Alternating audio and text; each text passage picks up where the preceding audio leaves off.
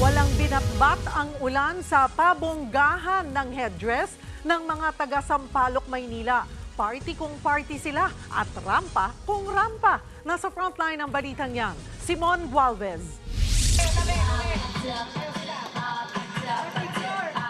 Sayawan ng mga bagets na pati mga young at heart game na nakikiindak.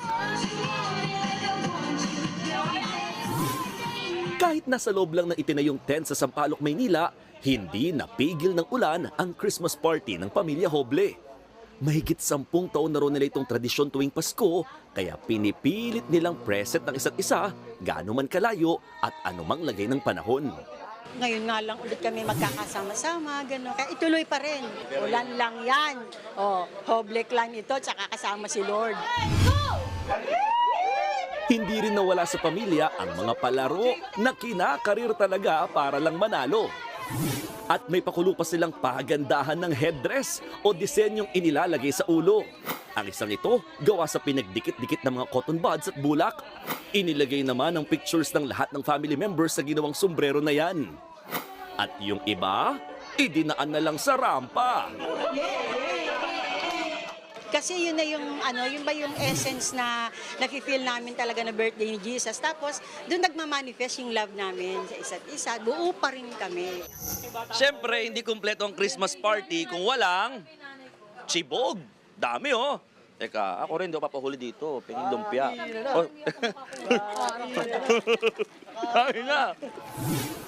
Toka-toka raw ang diskarte ng pamilya Hoble para mas masaya at mas marami ring pagkain. Sa kabilang kanto, walang tigil din ang sayawan lalo't maagang sinimulan ang inuman. Northside, kailangan ipagdiwang natin ang karawan ni ating Panginoong Jesucristo. Merry Christmas! Amen, amen,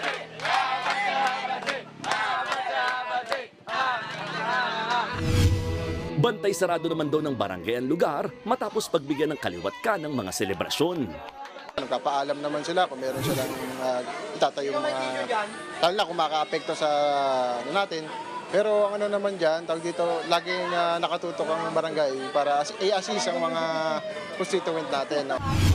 At kahit maulan, hindi pa rin naawat ang mga chikiting na kuntodo bihis kasama ang kanilang mga magulang. Rain or shine, never say die sa pangahanting kina Ninong at Ninang. Isa, mga bata, kawawa, masyadong umuulan, magkasakit, pero kakayanin namin, sayang din eh. Anong target nyo ngayong araw na to? Maka-minimum. Pambayad ng bahay. Ngayong Pasko, anuman ang sitwasyon at lagay ng panahon, iba pa rin daw ang okasyon basta't masaya at sama-sama. Nagbabalita mula sa frontline, Mon Gualvez, News 5. Mga kapatid, Cheryl Cosim po, huwag maging huli at maging una sa lahat sa balitaan. Para sa tuloy-tuloy na talakayan sa frontline, mag-follow at mag-subscribe sa social media pages ng News 5.